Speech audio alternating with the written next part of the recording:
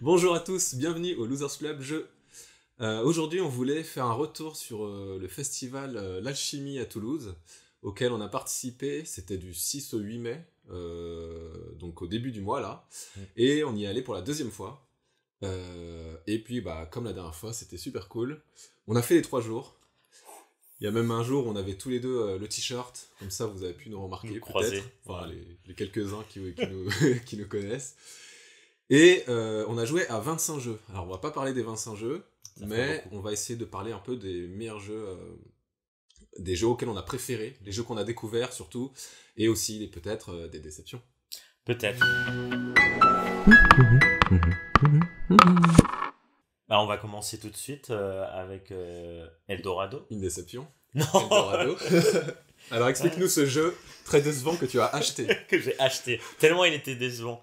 Alors c'est un jeu de Rainer Knizia qui en fait était déjà sorti en 2017 mais sous d'autres traits puisque maintenant il a été remis au goût du jour par Vincent Dutray. Wow. Et c'est donc un jeu de deck building, donc on construit son deck et en même temps on fait une course. On est différents Indiana Jones perdus dans les forêts amazoniennes pour retrouver un trésor et on doit en fait sur une carte se déplacer et pour ça on doit dépenser des cartes que l'on va améliorer au fil du jeu.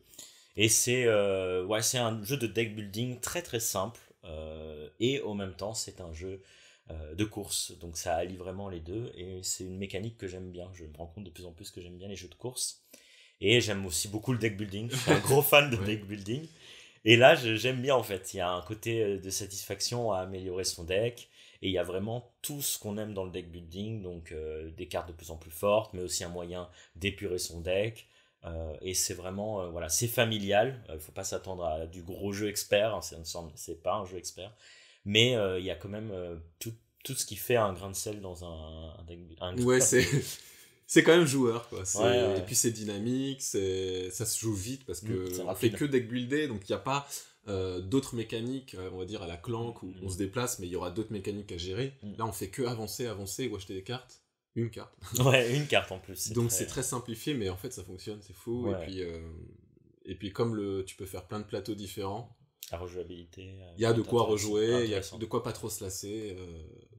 Et puis il va y avoir des extensions, donc Ils vont ça ressortir. va augmenter la rejouabilité de fou. Et donc voilà, c'est un moyen d'introduction, je trouve, génial aussi pour les gens qui connaissent pas le deck building. Donc on a joué avec ta maman qui connaissait pas le deck building, Ouais, on connaît toujours pas. et la construction de deck. Mais j'ai l'impression que c'est un moyen d'introduction qui est parfait au deck building. Ouais. Bah même pour moi, c'était une super Ah oui, découverte. parce que c'est vrai que tu connais rien du deck building. C'était The Quest for Eldorado. Autre jeu de deck building et autre jeu illustré par Vincent Dutray. Donc autre jeu bleu, rouge et vert. C'est After Us, qui était aussi une découverte pour nous. On a pu le jouer que le dimanche malheureusement, mais on a pu y jouer. Et donc, qu'est-ce qu'on a pensé? Alors, c'est du deck building, c'est pareil, ça revisite un peu le deck building, on achète des Ouais. cartes, on les met sur le dessus de notre paquet, et puis quand tu pioches des cartes, tu dois fermer des cartouches qui vont faire activer des pouvoirs. Donc soit gagner des ressources, soit échanger des ressources contre autre chose, ou des points. Et globalement, les mécaniques sont très simples, donc c'est encore une fois un deck building en fait qui est simplifié, Mm. et qui est... Bah, pour le coup, ça renouvelle un peu. Ouais, moi je trouve que c'est un renouveau du deck building pour le coup. Par rapport à Ouais, Eldorado qui est vraiment la ouais. base, là il y a un petit renouveau. Et donc le principe est de améliorer son deck avec des singes, et chaque espèce de singe va être axé sur une certaine mécanique du jeu. Donc soit gagner des points, soit épurer son deck, soit voilà, gagner de l'énergie qui va servir à faire d'autres actions, un petit peu en marge. Moi j'y ai rejoué une deuxième fois d'ailleurs, mais je suis très très mitigé sur ce jeu. J'ai trouvé qu'on joue vraiment dans son coin, c'est vraiment un jeu solo. Mm. On y a joué à 4, j'ai joué 2 fois à 4. Ouais. C'est dur de voir ce que font les autres. Alors du coup, il y a eu une envie de simplifier, enfin de fluidifier le jeu en achetant à l'aveugle, enfin plus ou moins à l'aveugle, en jouant tous en même temps simultané. Et en même temps, c'est des bonnes choses parce que Enfin, c'est une bonne chose de acheter à l'aveugle parce qu'il n'y a pas besoin de savoir ce que tu achètes. Jouer en simultané, presque je me demande si c'est pas mieux de jouer en tour par tour, histoire de savourer, de passer un moment ensemble, quoi. Parce que là, vraiment, pour moi, c'est un jeu solo. C'est vraiment un jeu solo. Mais moi, c'est ce qui me plaît en vrai, c'est que c'est un côté vraiment très jeu solo. Et c'est vrai que en fait, je pourrais jouer tout seul. Après, c'est une course aussi, une course au point cette fois. Mais ouais, il n'y a pas eu trop d'intérêt à voir. Même le tour par tour, vu que tu peux pas vraiment bloquer les autres. C'est ça, à la limite, Eldorado, il y a un côté Ouais. positionnement, il y a un côté blocage. Là, il y a Il vraiment n'y a aucune interaction.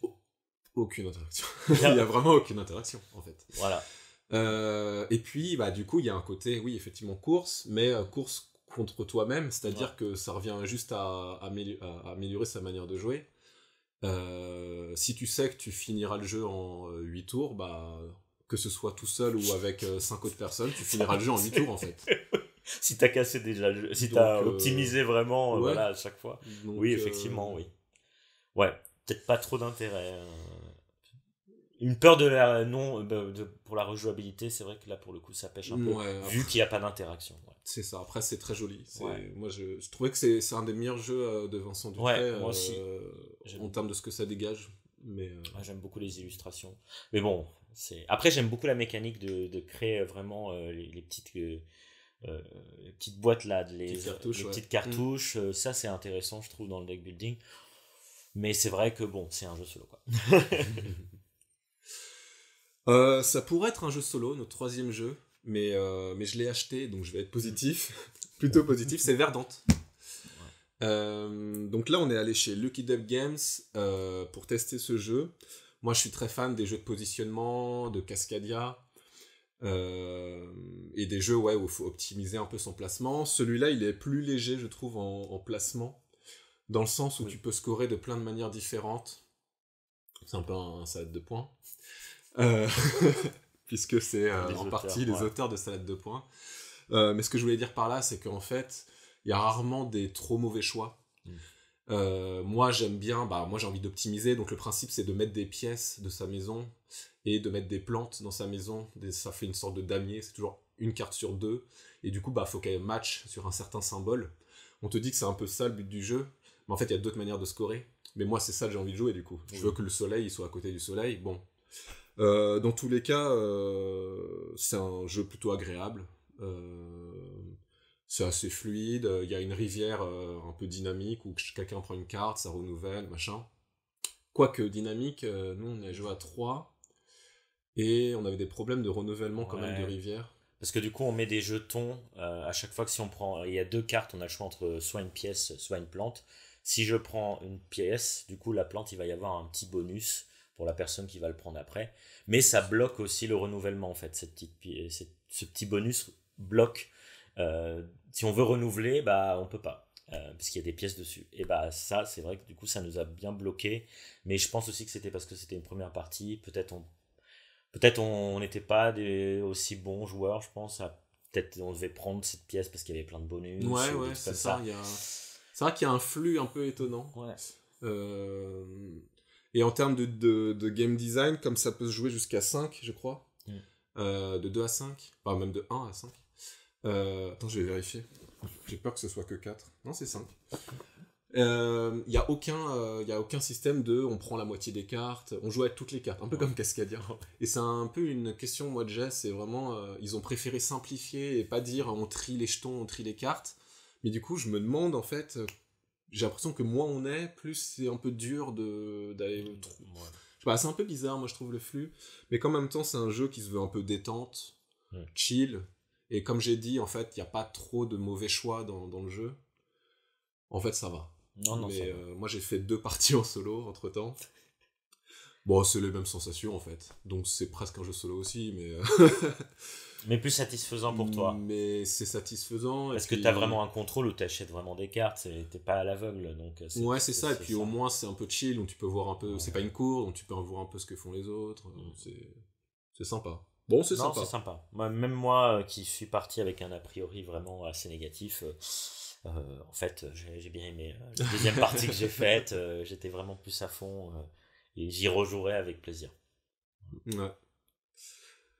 Après, on est resté chez Lucky Duck Games Pour un gros jeu. pour un gros jeu, un jeu qui fait beaucoup parler de lui, qui était très attendu et qu'on avait très envie de tester, c'est Earth. Earth, c'était à cause du C'est TH. toi l'accent, hein. C'est vrai. Earth. Donc c'est un peu dans un même thème de la nature, sauf qu'ici on va parler d'écosystème de la Terre, donc il y a un peu de tout ce qui existe sur la Terre. En plan, ouais. Sur le papier c'est plutôt sympa, ouais, il y a des plantes, des champignons. Types, des champignons. C'est rare les champignons. Des trucs, ouais, accès sécheresse, humidité, de tous les climats, machin. Donc il y a un paquet de cartes énorme. Ouais. Et pareil, il faut construire un tableau devant soi.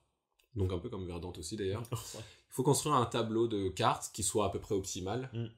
Mais comment l'optimiser, bah, c'est avec des objectifs communs, des objectifs personnels et aussi des cartes qui scorent entre elles, qui combattent entre elles. Et il y a plein de choses, plein d'autres manières encore de gagner des points, en faisant pousser des germes, en faisant pousser la plante, en les positionnant bien comme il faut les unes par rapport aux autres, en faisant du compost. Ouais. Ouais, c'est une stratégie en plus le compost. Hein. Ouais, le compost qui est une mécanique juste de tracher des cartes sur son plateau, et ça fait des points. Ouais. Moi, je suis très mitigé sur ce jeu parce que on fait plein de trucs, pioche beaucoup de cartes, on pose des germes, on enlève des germes pour gagner des sous, on dépense des sous pour faire pousser une plante, on refait baisser une plante pour reposer des germes. On fait des trucs comme ça tout le temps. Alors oui, ça s'optimise, mais en fait, bah déjà je trouve pas ça intéressant. C'est ma plus grosse déception. Earth, c'est du trop plein. C'est trop. Et j'ai presque eu des hauts de cœur, quoi. J'étais là, il y a trop, ça part dans tous les sens. C'est un gros cadre. En plus, on a plus on joue, plus il y a d'action parce qu'il y a plus de cartes. Ça s'enchaîne, ça combatte, mais ça combatte trop dans tous les sens. Et moi, c'est du trop plein. J'ai vraiment ressenti ça d'une mauvaise manière. Et en y rejoignant une deuxième fois sur BGA, bah, j'avais pas envie de réfléchir. En fait, c'est pas un jeu qui me donne envie de réfléchir presque. Ce qui est triste parce que je pense que c'est ça qui est sympa, c'est de faire des combos et tout. Mais non, j'ai l'impression que dans tous les cas, tu fais des combos, dans tous les cas, tu fais des trucs. Et pour un jeu que je trouve très proche de Wingspan, bah, je préfère Wingspan. C'est beaucoup plus restrictif au niveau des cartes. Il y a beaucoup moins. Ça part pas dans tous les sens. Là, ça part vraiment dans tous les sens. C'est un jeu que je trouve trop bordélique. Voilà. Pour moi, c'est le bordel. Je trouve que vraiment sous couvert de vouloir faire de la satisfaction, des petits shots de dopamine, trop cool, quand je fais ça, bah ça fait ça et ça. Bah en fait derrière il y a presque pas de jeu et il y a presque pas de thème parce que en fait tu vois pas vraiment le thème. Ouais, je sais que j'ai joué des champignons, mais parce que ça avait une forme de champignon, mais les arbres qui sont en forme de comme ça, bah je sais pas trop ce que c'est, quoi, tu vois, en gros. Ouais. Voilà, et puis j'en avais un peu ras-le-bol de faire des trucs et à chaque fois de piocher 4 cartes et de devoir en choisir une. J'avais pas envie de réfléchir, de lire toutes les cartes. Alors oui, en jouant, en rejouant, on sait ce qu'on va chercher. Même d'ailleurs la première fois, on peut comprendre aussi ce qu'on va chercher. Donc ça peut aider à choisir. Mais pareil, en fait, moi je préfère Wingspan qui au moins il y a un rythme, tu sais que ça finit en un certain nombre de tours, c'est tellement différent. Là, Earth, ils vont voulu faire tout explosif, tu scores à plus de 200, 250. Voilà. Au final, tu sais, même moi qui suis quelqu'un d'assez compétitif, je joue même pas pour les points, quoi. Ouais. Parce qu'en fait, tu vas faire un score de différentiel de 30, 250 à 220, tu sais même pas ce que t'as fait de mal, en fait. Non. Et ce que l'autre a fait de mieux. Non, moi j'ai gagné de 5 fois sur BGA, comme ça, et je regardais pas son jeu. Ouais, parce qu'en plus c'est très difficile de regarder le jeu des autres aussi, tu vois. On parle. Bah c'est encore en simultané, comme After, donc. Ouais, moi c'est la grosse déception. Ouais. Ça me tenait à cœur de l'essayer en réel, donc ça au moins c'est bien. Mais ouais, pour un jeu que je pensais peut-être même acheter, je me suis dit voilà, la thématique de la nature et tout ça, ça me plaît. Et bah ça m'a pas satisfait au niveau de la thématique. Wingspan le fait beaucoup mieux, ou même Ark Nova le fait Ah, génial. puis quand t'as joué à des jeux comme Ark Nova, Oui. qui est tellement plus thématique, tellement plus... Ah.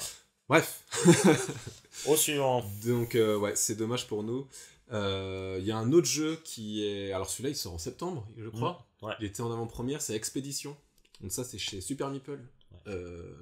Et l'auteur, c'est Kramer. Kramer. Ouais, Wolfgang Kramer. Alors eux, leur ambition, c'est un peu d'être le nouveau aventurier du rail. Et on la sent. Ouais, c'est carrément C'est ça. Hein. Avec une interaction qui est intéressante, puisqu'il s'agit de... on joue tous sur les mêmes rails, si on voulait reprendre ce système-là. Donc c'est la même expédition, et chacun va essayer de les tirer vers un coin différent de la map. Et il y a 3 expéditions, donc c'est quand même... Voilà. Moi, au début, je pensais qu'il n'y en avait qu'une. Donc je m'étais dit, oh putain, mais comment on va faire? Ouais. Non, il y a 3 expéditions, donc au final, le jeu redevient gentil, par rapport à moi ce que j'avais imaginé. Hein. Donc on a des objectifs en main, il faut relier, il faut aller à telle ville, c'est pas comme les aventures d'Iraï, il faut faire des liaisons. Là, il faut juste toucher au moins une fois, et même si c'est pas toi qui le fais. Michael, il arrive à Rio de Janeiro, hop, bah moi j'avais la carte, boum, j'ai score les points. Et c'est 1 point en plus. Oui. Donc le scoring est très simple, ça décolle pas plus que ça, je crois qu'on finit à 15-16. Ce qui est bien, il n'y a pas trop de comptage après. Oui, c'est juste une manière de, c'est juste une manière de compter les points, quoi. Et par contre, ça rend le jeu un peu plus permissif parce que du coup, au final, après une partie à 3 qu'on a joué, bah, on avait fait globalement toute la Terre. Ouais.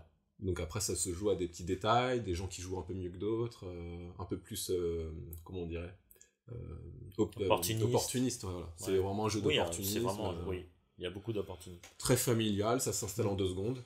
Ouais. Sur le plateau, t'as tes petites flèches. Chacun prend 12 cartes, et hop, c'est parti, quoi. C'est parti, ouais. Donc ça, c'est sympa. Ouais. C'est très très familial, mais le bas du, j'allais dire le bas du panier. Le bas du familial. Bah, c'est vrai qu'on n'est pas la cible. Vraiment, quoi, on n'est pas la cible. Parce que c'est pas assez joueur, tu vois. Parce que moi, dans un familial, bah, on parle d'Eldorado, mais bah, moi là, il est plus joueur, Eldorado. Il y a vraiment un côté où vraiment tu peux aller un peu plus en profondeur.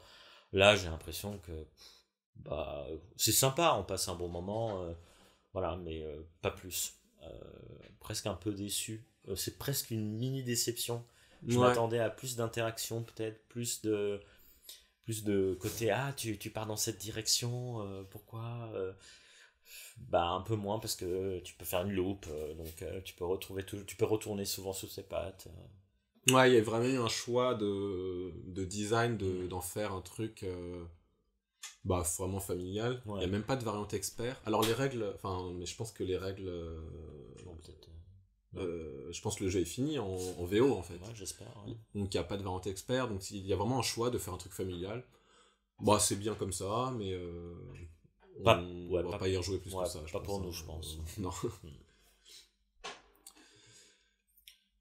Du coup, Bah Super Meeple encore. Ouais, encore Super Meeple. Ça c'est un jeu que j'attendais pas mal. Caldera Park. La suite. Ouais. De toujours, Savannah Park. Toujours de Wolfgang Kramer ouais. et Michael Kisling. Ouais. Et Savannah Park, on en a pas mal joué, on a fait quelques-unes. Jeu d'optimisation. Alors pour le coup, là, il y a une bonne interaction. Parce qu'à chaque fois, c'est les autres qui vont décider ce que toi, tu déplaces. On va tous décider à tour de rôle. Donc il faut une certaine agilité pour...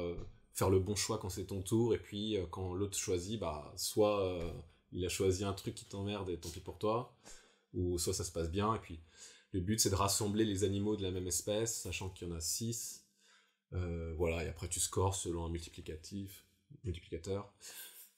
Et bah là c'est la même chose, il y a juste tout le reste qui change. Les habitats. Parce qu'il y a, il y a des habitats, il y a une rivière, il y a d'autres manières un peu de scorer.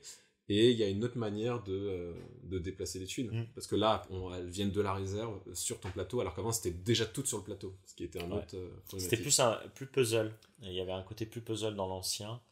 Alors que là, il y a vraiment plus un côté où tu fais ta propre construction de territoire au fil du temps. Ouais.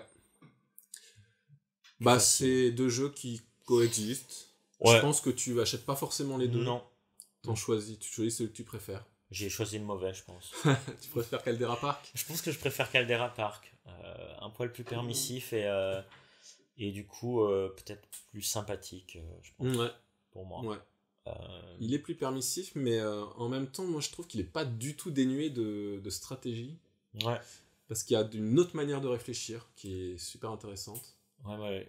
Bah, c'est ce que tu disais, il y a un côté où bah, je vais déplacer les chèvres avant que quelqu'un déplace mes chèvres, parce que moi je veux Ouais, vraiment mettre mes chèvres dans ce territoire-là, quoi. c'est ça. Dans Et cette ça, pour zone. le coup, c'est ce qui ressemble presque le plus à Savannah Ouais, Park. Mais voilà. Ouais, il y a d'autres manières de réfléchir. Franchement, c'est super sympa à découvrir. Euh, Bon. ouais, J'ai pas encore décidé entre les deux. ouais, on va être toujours. Bah, moi, j'ai été un peu mitigé ces derniers temps de Savannah Park. J'ai l'impression que j'ai fait le tour. Donc, j'ai fait le tour, j'ai jamais gagné, mais j'ai fait le tour de la mécanique. Donc, bon, j'achèterai quand même pas Caldera Park parce que je pense pas avoir les Un deux. petit Voilà, peu redondant. c'est Ouais. redondant. Et puis, Ah, ah, un des grands événements du le festival, on va plus dire. gros Hein. jeu du Le festival plus gros jeu. en taille. Antonin Bocara, Romaric Gallonier et illustré par Simon Caruso. Dans un univers Sherlock. Ouais, donc. Ça, c'est lui qui l'a acheté. Ouais. Donc c'est Sherlock Holmes et Watson qui sont pendant les vacances, ils s'ennuient et du coup ils ont l'idée de faire un petit jeu entre eux pour deviner des cartes. Pour Globalement, entraîner voilà, leur. entraîner leur esprit de déduction. Évidemment. Et donc en fait on a un tableau de cartes et on a chacun va piocher une sorte de représentation de ce tableau de cartes comme dans un Codenames et on nous dit bah ta carte correspond à cette carte là. Donc toi tu as ta carte, ton ami a sa carte aussi et le but ça va être de piocher, d'enlever toutes les autres cartes qui ne sont pas les nôtres. Et c'est un jeu coopératif, hein, j'aurais dû le dire au début, mais où on va jouer ensemble et sans communication, donc juste en piochant des cartes. Et donc on va piocher des cartes qui vont se ressembler un peu. Par exemple ma carte c'est une carte verte, du coup je vais prendre des cartes vertes pour indiquer bah, peut-être c'est vert. Parce qu'au niveau de l'iconographie, c'est pas très ressemblant les images entre elles. Ouais, tu peux jouer sur la couleur, sur le thème, sur la forme, sur des références personnelles peut-être. Mm. Voilà, c'est vraiment libre de ce côté-là, parce qu'il n'y a pas de texte et il n'y a même pas le nom de l'objet. Donc en fait, Non. on fait ce que tu veux, ça c'est intéressant. Ouais, une boussole peut devenir une horloge. Avec Mickaël, tout peut devenir n'importe quoi. Et puis voilà, donc il y a ce côté Codenames effectivement, Ouais. et moi je trouve qu'il y a ce côté de Mind aussi, dans le sens Mm. où il n'y a pas de communication. Ouais.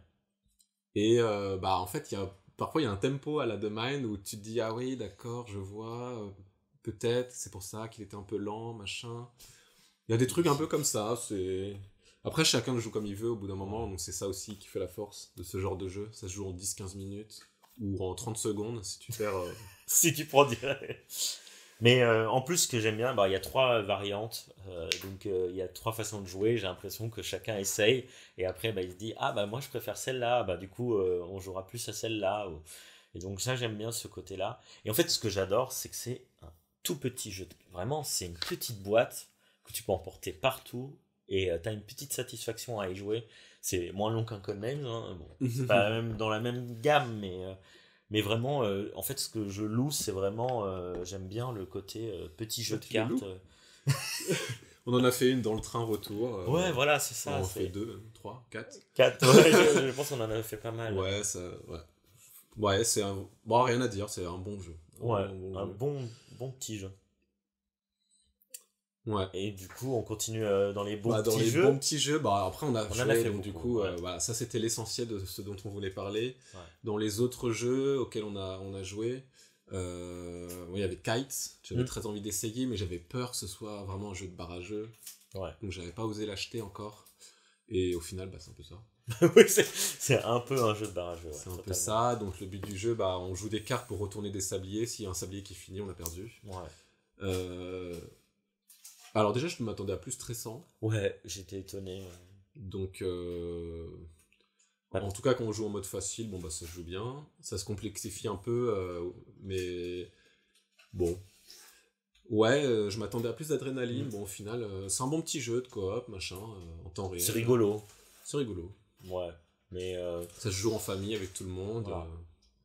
Non, mais je passerai un bon moment à y jouer.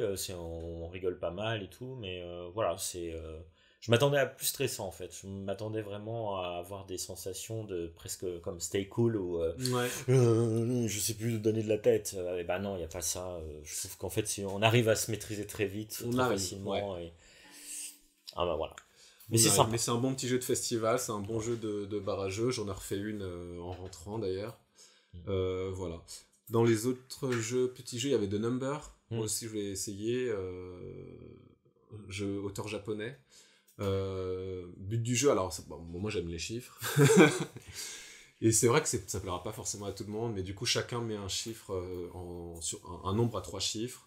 On les trie du plus grand au plus petit. On regarde le plus grand, s'il a le même chiffre que quelqu'un d'autre, boum, il est éliminé. Et on descend comme ça, jusqu'à regarder qui a que des chiffres. Des chiffres tout seul en fait, solitaire. Ouais. Et dans ce cas-là, il score selon une certaine mécanique. Et ça se joue en 5 manches. 5 manches x 2. Ça joue vite, ça joue bien. Mon petit frère de 12 ans, il a aimé. Et puis il y a un côté taquin où tu mets 2 fois le même chiffre et tu dis non, pourquoi? J'ai cru que t'allais pas mettre ça. C'est ça. Il y a un côté vraiment un peu taquin que j'aime bien. C'est ça, t'essaies de deviner ce que font les autres. En même temps, il faut que tu joues aussi pour scorer. Donc... C'est sympa, c'est pareil, je suis un peu mitigé. J'ai hésité à l'acheter, mais je me dis. C'est un petit jeu. Au bout de 4-5 fois, est-ce que je vais avoir envie d'y rejouer? C'est ce qu'on appelle un filler game. C'est ça, c'est un jeu qui va se renouveler tout seul avec les joueurs. Qui tu joues, donc ça, c'est intéressant. Parce que ce sera toujours rejouable. Mais est-ce que tu t'en lasses? Moi, c'est ma vraie question. Mais en tout cas, c'est très sympa. Très, très sympa. Est-ce que souvent, on s'en lasse pas avec les petits jeux? ça sera tout un débat dans une prochaine émission. On aime les petits jeux. Mais j'ai l'impression que les petits jeux, c'est très dur d'avoir un petit jeu qui... Mais oui. Tu vois, on a joué à Mantis, voilà. Peut-être t'as fait toutes les parties de toute ta vie. Moi, j'ai pas. On a fait 3-4, c'était cool, on a rigolé. C'était sympa quand même. En plus, la boîte est trop grosse pour ce que c'est, je trouve. Oui, par contre, surproduction. On a joué à Myriade. Jeu de mémoire. Un jeu de rapidité. Non. Oui, rapidité et un peu mémoire quand même. Faut savoir un peu où sont les peu vite fait où sont les tuiles. Ouais. Parce que du coup, on a des triangles et on doit matcher la fin des triangles. Un des bouts des triangles, on doit les matcher entre eux pour que ça forme une certaine quantité de... c'est des frigos. En fait, c'est d'autres choses, mais tout le monde voit des frigos. Nous, on disait des frigos, des robots, alors que c'était des totems et des canards. Voilà, le but, c'est d'agencer les 3. Et puis, dès qu'on commence à gagner, du coup, on en a 4 triangles et puis 5 triangles. C'est ça. Et c'est un jeu de rapidité. Ouais, c'est le gars le moins rapide et le plus stressé qui a gagné, donc je suis un peu mitigé. C'est pour ça que t'es mitigé. Non, mais c'est pareil, c'est sympa, mais... Ouais. Voilà. Plus. Ouais. Et puis puis on a fait plein d'autres jeux, on n'a pas forcément envie d'en parler plus que ça. Peut-être on en reparlera une autre fois. En tout cas, le festival, c'est vraiment très chouette, c'est gratuit, on peut...